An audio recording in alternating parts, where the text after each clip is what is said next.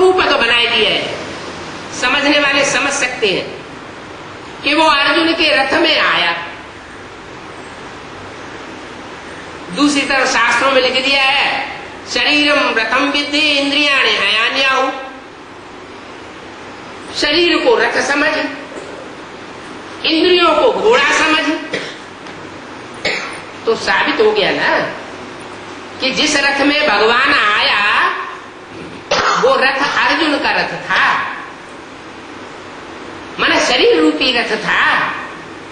उस शरीर रूपी रथ में प्रवेश करके वो सुप्रीम सोल शिव निराकार ने पुरुषार्थ का अर्जन कराया, कमाई कराई। अभी वो कमाई करा रहा है। कौन सी कमाई? जन्म जन्मांतर जो सुख मिलता है और दुख मिलता है, उस सुख और दुख पाने का रास्ता बताने की कमाई।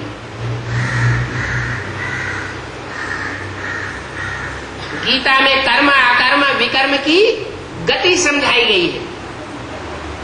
ये कर्म की गुह्य गति भगवान के सिवाय कोई नहीं समझा सकता, और गीता के सिवाय कोई नहीं समझा सकता। कुरान उसमें कर्मों की गुह्य गति के बारे में कुछ भी नहीं, बाइबल में भी कुछ भी नहीं है, सिर्फ गीता है, वो भी मनुष्यों की लिखी हुई है। अब भगवान आकर के गीता ज्ञान देगा तो मुख से सुनाएगा या लिख करके गीता भेंट करेगा? सुनाए। क्या करेगा? धर्म पिताओं ने आकर के, मोहम्मद ने आकर के कुरान लिखी थी, क्राइस्ट ने आकर के बाइबल लिखी थी, गुरु नानक ने आकर के गुरु ग्रंथ साहब लिख करके दिया था, या डायरेक्ट मुख से बोला था? क्या किया था? डायरेक्ट मुख से बोला। डायरेक्ट मुख से आकर के बोलता है, उसे लिखने की क्या दरकार? तो भगवान भी आकर के कोई मनुष्य शरीर में प्रवेश करता है, रथ में, मनुष्य शरीर रूपी रथ है, उसमें जो इंद्रियां हैं ये घोड़े का काम करती है। इन इंद्रियों को खुली छूट दे दो तो मनुष्य गड्ढे में चला जाएगा। इनको लगाम लगा के रखेंगे तो शरीर रूपी रथ सही काम करेगा, बीमार भी नहीं पड़ेगा, समाज की नजरों में भी श्रेष्ठ रहेगा, भगवान की नजरों में भी श्रेष्ठ रहेगा। सरकार भी, जो भ्रष्टाचारी सरकार है, वो भी अंत में मान लेगी कि ये शरीरधारी आत्मा अच्छा कार्य करने वाली है। तो शरीर रूपी रथ में भगवान आता है निराकार शिव। वो निराकार शिव गर्भ से जन्म नहीं लेता। क्या?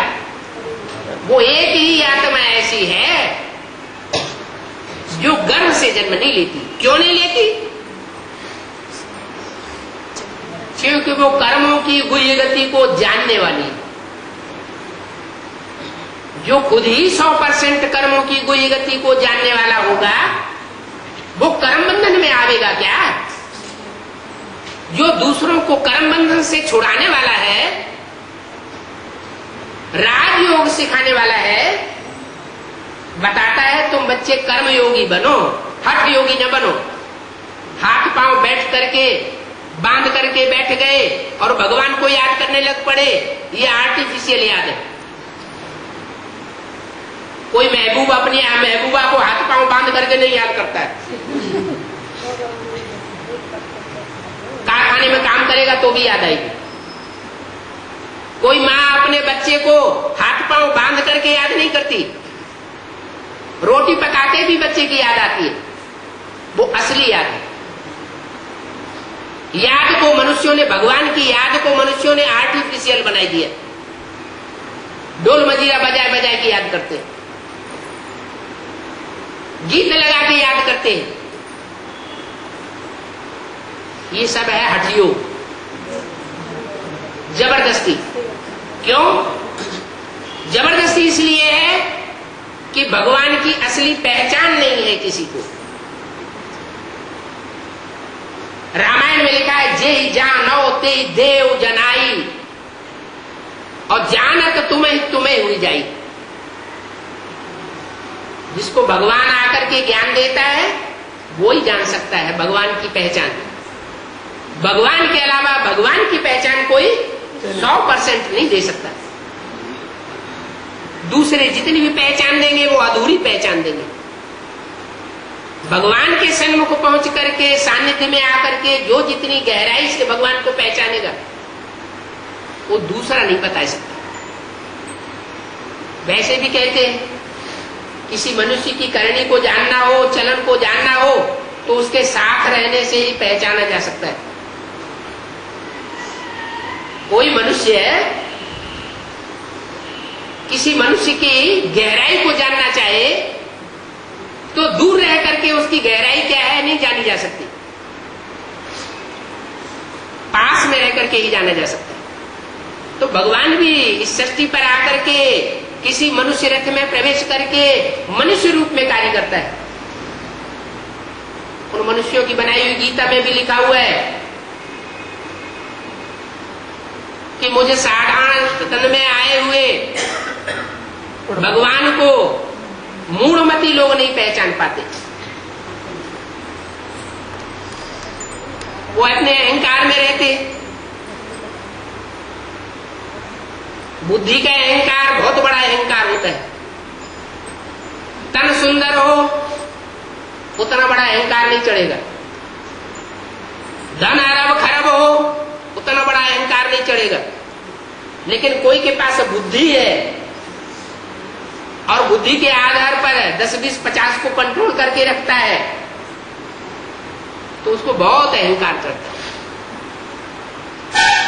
ये बुद्धि का परिवर्तन करने के लिए परमात्मा को आना पड़ता है। बुद्धि माने आत्मा, मन बुद्धि को ही आत्मा कहा जाता है।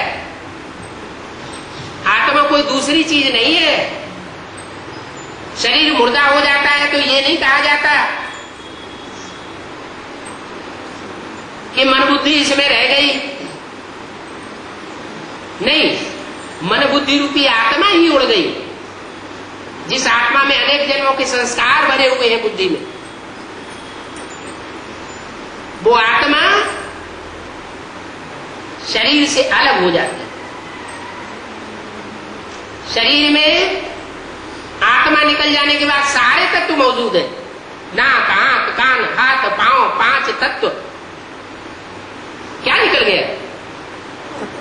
वो मन बुद्धि की पावर निकल गई, वो रोशनी निकल गई, वो चैतन्यता निकल गई। तो वो चैतन्य आत्मा जो बीज है, ये शरीर वृक्ष है, वो बीज मूल रूप में जैसा होता है वैसा ही अपना पार्ट बजाता है। कोई आत्मा राक्षसी स्वभाव की है,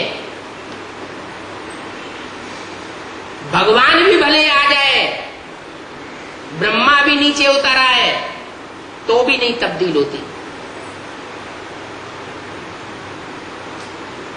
कोई आत्मा ऐसी है जो भगवान के आने पर राक्षसी स्वभाव त्याग करके, जो उनको संग के रंग से मिला है, विधर्मियों के संग के रंग से,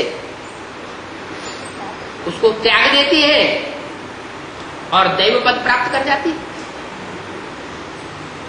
तो भगवान आकर के अभी पहचान दे रहा है राम कौन है